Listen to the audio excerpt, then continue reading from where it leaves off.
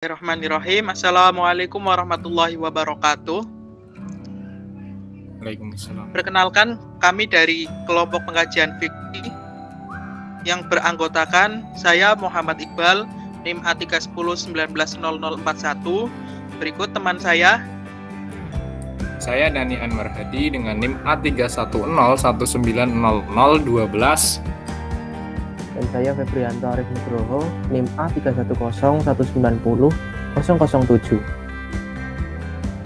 yang akan mempresentasikan mengenai novel Negeri Lima Menara. Kelompok kami akan membahas mengenai novel Negeri Lima Menara. Novel ini merupakan novel pertama dari trilogi yang juga bercerita mengenai para pejuang mimpi dalam mewujudkan impiannya. Identitas buku. Judul buku Negeri Lima Menara. Pengarang Ahmad Fuadi. Penerbit PT Gramedia Pustaka Utama. Tempat terbit Jakarta. Tahun terbit 2009. Jumlah halaman 12 sampai 423 halaman. Tujuan review atau analisis. Dalam menganalisis kami bertujuan untuk mereview novel Negeri Lima Menara dengan pendekatan psikologi sastra.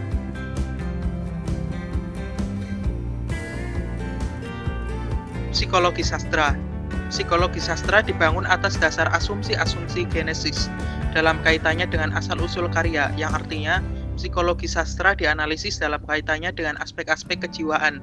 Menurut Mindrop, psikologi sastra adalah telaah karya sastra yang diyakini mencerminkan proses dan aktivitas kejiwaan. Psikologi sastra memiliki 4 pengertian, yaitu studi psikologi sebagai pribadi, kajian proses kreatif, dampak sastra terhadap pembaca dan kajian tipe dan hukum, yakni hukum psikologi yang diterapkan pada karya sastra. Psikologi sastra menarik manusia untuk melukis tentang bagaimana jiwa manusia yang muncul dalam sastra. Jadi, psikologi sastra adalah untuk memahami bagaimana suatu aktivitas yang menggambarkan kebiasaan orang lain dengan melihat tingkah lakunya. Pendekatan psikologis adalah pendekatan yang bertolak dari asumsi bahwa karya sastra selalu saja membahas tentang peristiwa kehidupan manusia. Manusia senantiasa memperlihatkan perilaku yang beragam.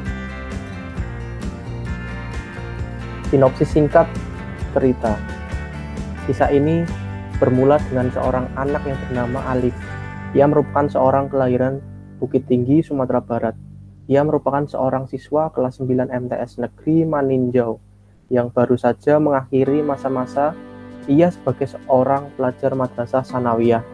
Alif bercita-cita masuk ke perguruan tinggi negeri yang sangat terkenal di kota Bandung, yakni Institut Teknologi Bandung. Alif sangat ingin dan sangat mendambakan masuk ke ITB. Bagaimana cara Alif masuk ke ITB? Yakni dengan cara masuk ke MA negeri yang terkenal di Bukit Tinggi. Namun tiba-tiba ada masalah yang datang menjemput. Ayah dari Alif ingin menyekolahkan Alif ke pendidikan yang berbasis agama Islam yang kental dan kuat. Namun ibu Alif tidak bisa menolak kehendak dari ayah Alif. Sedangkan Alif sendiri tidak terlintas sedikitpun di benaknya untuk mengenyam pendidikan di pondok pesantren. Masalah ekonomi pun juga menjadi salah satu masalah yang dirasakan oleh Alif. Akhirnya setelah diadakan rundingan dengan keluarga, Alif memutuskan untuk menurut dengan kehendak ayah Alif untuk bersekolah di pondok pesantren Darussalam Gontor. Dengan menjual 1 ekor kerbau kesayangan ayah Alif untuk membiayai uang pendaftaran dan uang perjalanan dari Sumatera Barat ke Ponorogo, Jawa Timur. Rangkuman kecil dari novel Negeri Lima Menara. Alif Fikri yang berasal dari Bayur, kampung kecil di dekat Danau Maninjau, Padang, Sumatera Barat, adalah seorang anak yang memiliki cita-cita untuk bisa menjadi Baharudin Yusuf Habibie. Ia dan sahabatnya Randai memiliki mimpi yang sama untuk bisa masuk ke SMA, lalu melanjutkan studi ke ITB. Namun beberapa hari setelah kelulusan SMP, amaknya mengungkapkan bahwa ia tidak setuju kalau anaknya masuk SMA. Hal itu membuat mimpi Alif untuk menjadi insinyur dan ahli ekonomi kandas. Suatu sore Alif menerima surat dari pamannya yang sedang belajar di Mesir. Pamannya itu menyarankan agar ia melanjutkan sekolah di sebuah pondok yang ada di Jawa Timur, Pondok Madani. Dengan berat hati, ia memilih mengikuti saran dari pamannya. Sebuah kalimat bahasa Arab yang didengar Alif di hari pertama di Pondok Madani atau PM mampu mengubah hidup Alif. Mantra sakti yang diberikan Kiai Rais, manjada wajada. Siapa yang bersungguh-sungguh pasti berhasil. Karena itu Alif pun mulai menjalani hari-hari di pondok dengan ikhlas dan bersungguh-sungguh. Di Pondok Madani, Alif berteman dengan Raja dari Medan, Said dari Surabaya, Abdul Majid dari Sumeneb, Atang dari Bandung, dan Baso dari Goa, Sulawesi. Sahibul Menara itulah sebuah penghuni Pondok Madani terhadap Alif dan 5 temannya yang selalu berkumpul di bawah menara tertinggi di Pondok Madani sambil menatap awan merangkai cita-cita mereka ke depan. Ternyata kehidupan di Pondok Madani sangatlah tidak mudah.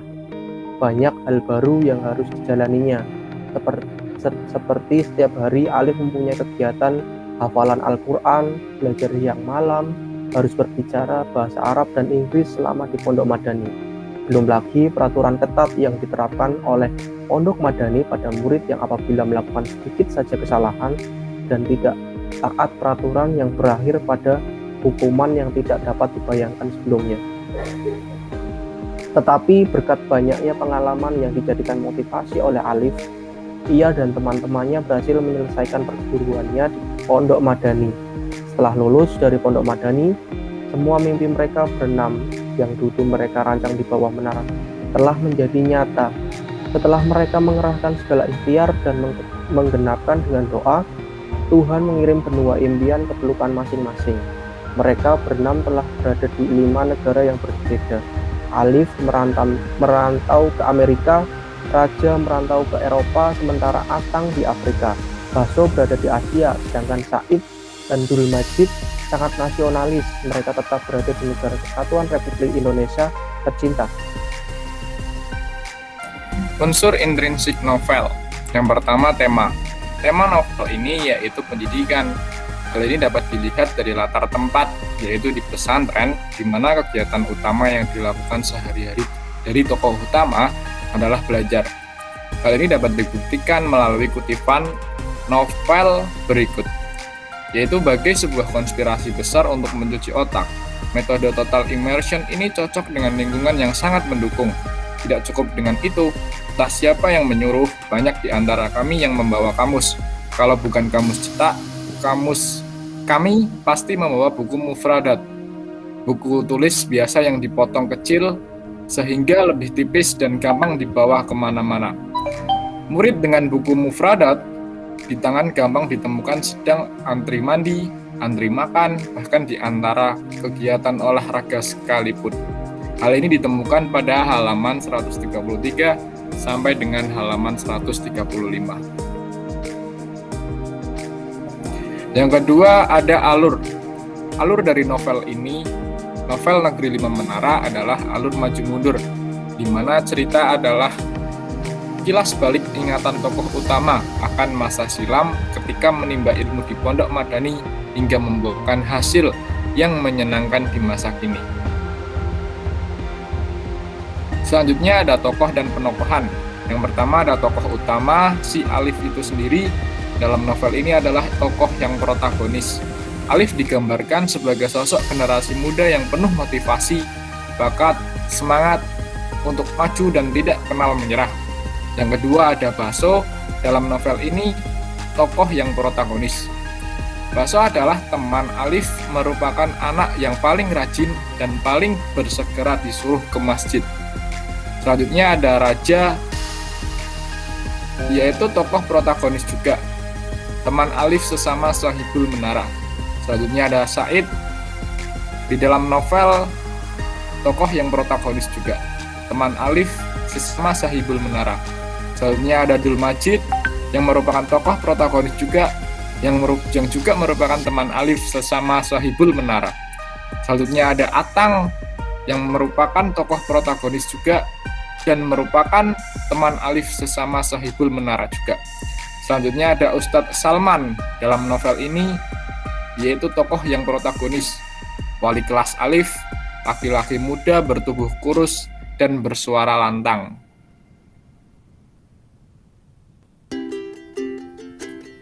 Selanjutnya ada latar tempat dan latar sosial. Latar tempat dari novel ini yaitu di Pondok Madani. Hal ini didukung oleh tema yang ada, yaitu pendidikan. Karakter tokoh utama juga mendukung latar yang ada. Selanjutnya ada latar sosialnya, yakni keadaan seorang pelajar yang terpaksa menempuh jalan lain untuk menggapai mimpinya. Namun jalan itu justru membawanya pada hal-hal tak terduga yang merupakan bonus dari bermimpi. Selanjutnya ada sudut pandang. Di dalam novel ini penulis menggunakan sudut pandang orang pertama. Hal ini dikarenakan tokoh utama selalu menyebut dirinya dengan kata aku. Selanjutnya ada gaya bahasa. Gaya bahasa yang digunakan penulis dalam novel ini sangat inspiratif. Dari tiap kata-katanya kita merasakan kekuatan pandangan hidup yang mendasari bangkitnya semangat untuk mencapai harga diri, prestasi, dan martabat diri.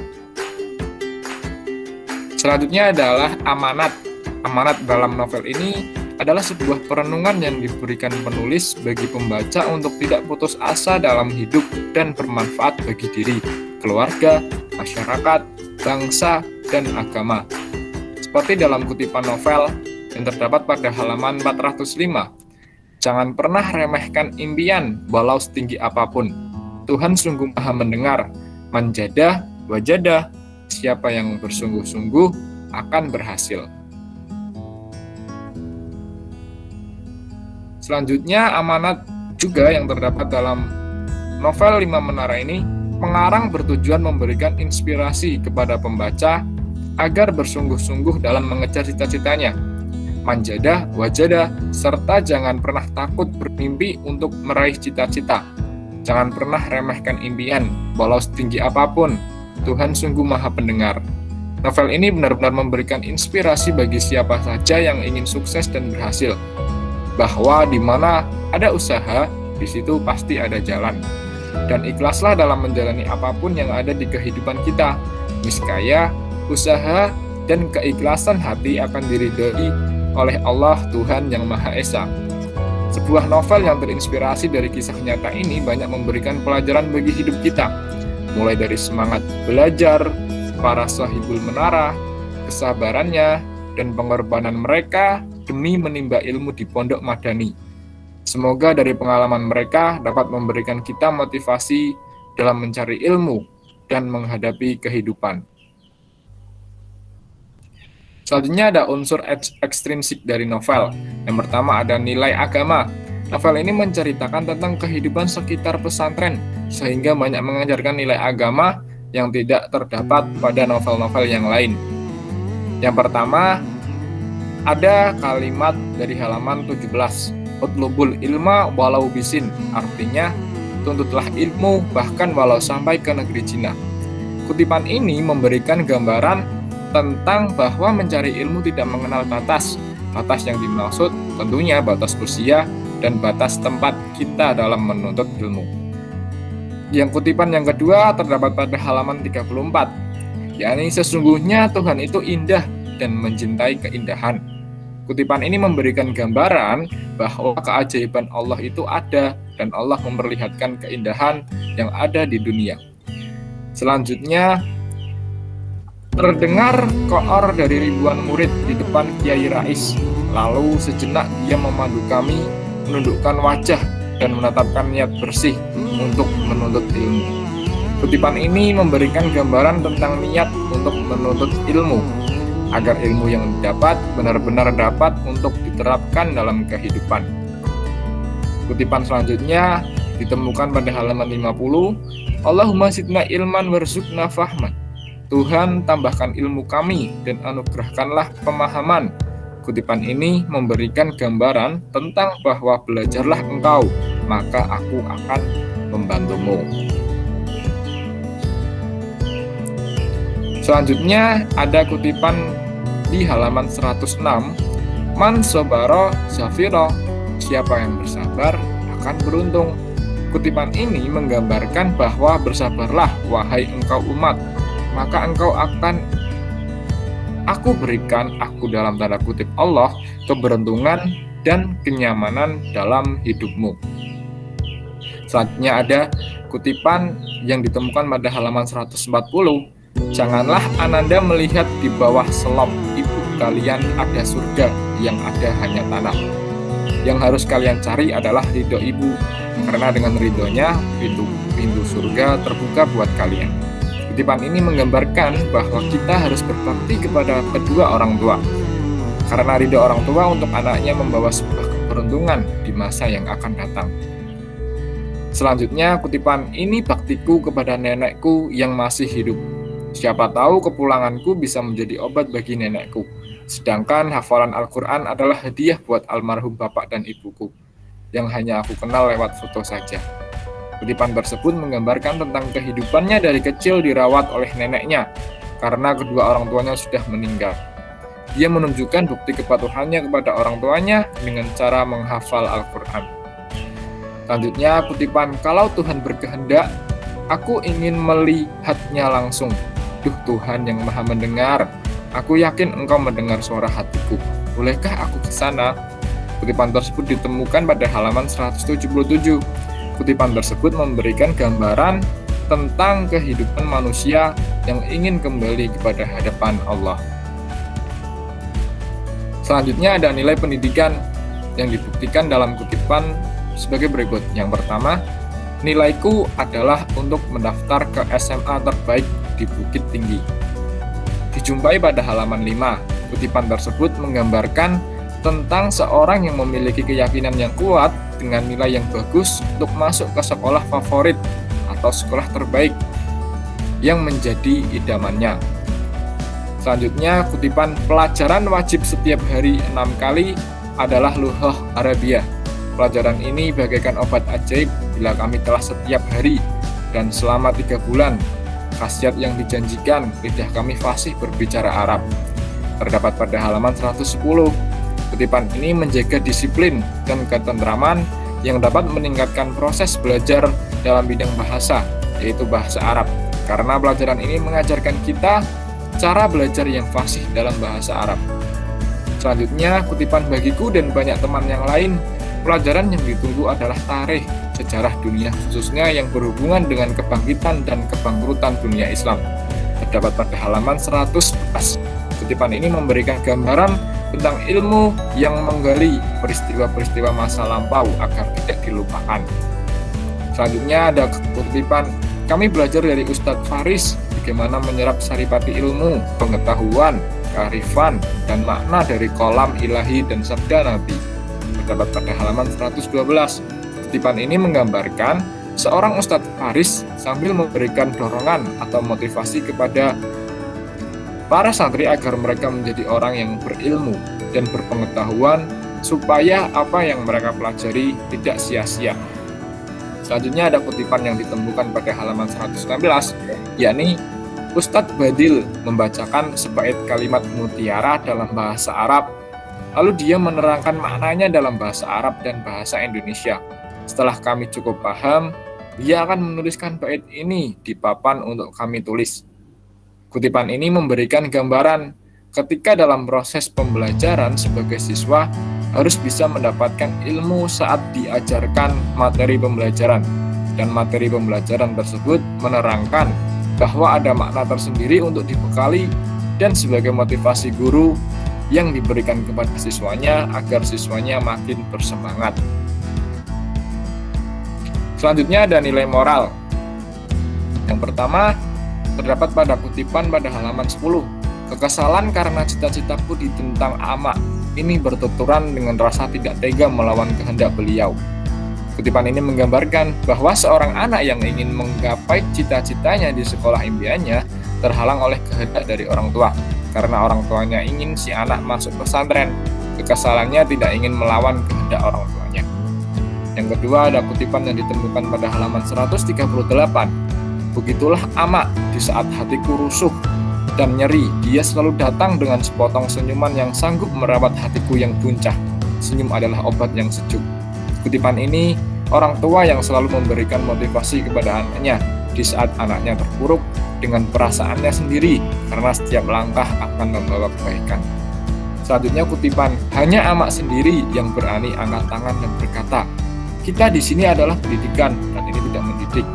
Kutipan tersebut terdapat pada halaman 139 dengan menggambarkan tentang kejujuran dalam ruang rapat. Hanya orang tuanya yang mengantupkan mulutnya yang ternganga karena orang tuanya ingin menegakkan kebenaran dengan mengulurkan sebuah hadis yang cukup mujur saat berbicara lantang di belakang.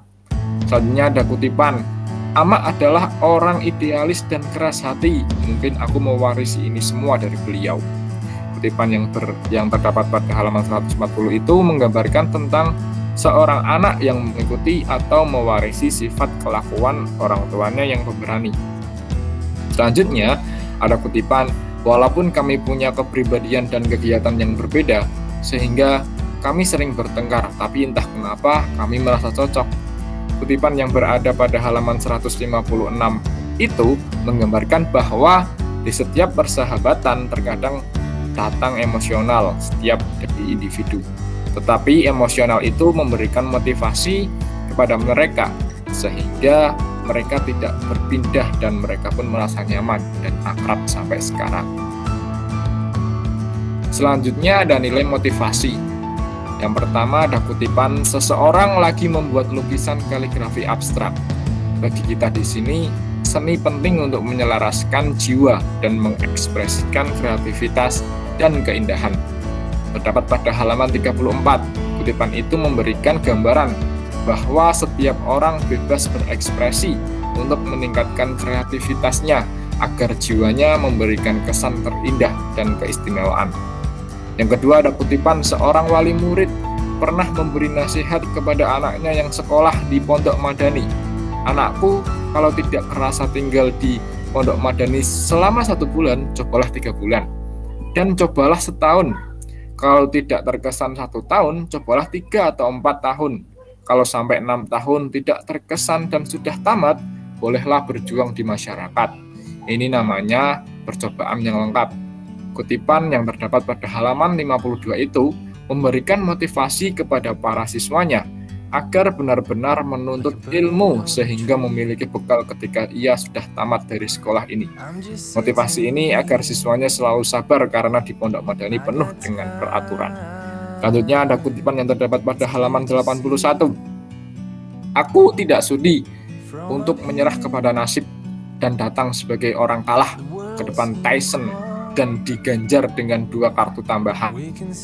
Kutipan yang terdapat pada halaman 81 itu memberikan motivasi dan kebangkitan pada jiwa diri sendiri agar tidak menyerah dan nasib sudah ditentukan oleh Allah. Selanjutnya ada kutipan, di bawah menara ini kami melewatkan waktu untuk bercerita tentang impian-impian kami. Membahas pelajaran tadi siang ditemani kacang sukro, bagaimana menara, cita-cita kami tinggi menjulang, kami ingin sampai ke puncak mimpi-mimpi kami kelak. Kutipan yang terdapat pada halaman 94 itu menggambarkan tentang mereka yang memiliki cita-cita yang tinggi dan ingin tetap berusaha untuk dapat menggapai apa yang mereka cita-citakan atau mereka impikan. Kelebihan novel itu novel ini mampu mengajak pembaca hanyut dalam kehidupan pesantren yang dijalankan tokoh utama, ditambah pembaca dapat menambah pengetahuan tentang kehidupan pesantren, bahwa di pesantren kegiatannya tidak hanya belajar ilmu-ilmu agama, tetapi juga ilmu pengetahuan umum seperti ilmu bahasa Inggris, bahasa Arab, kesenian pun juga diajarkan, serta mampu menginspirasi generasi muda zaman sekarang untuk tidak pernah takut bermimpi dalam meraih cita-cita.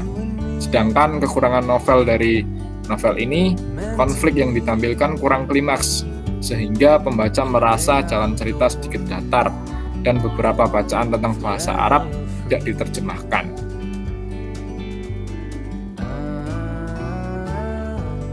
Baik, berikutnya ada saran.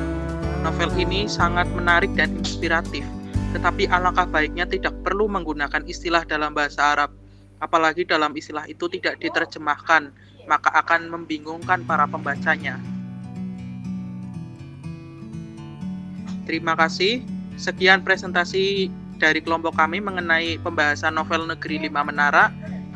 Nun wal kolami wa mayasturun. Wassalamualaikum warahmatullahi wabarakatuh.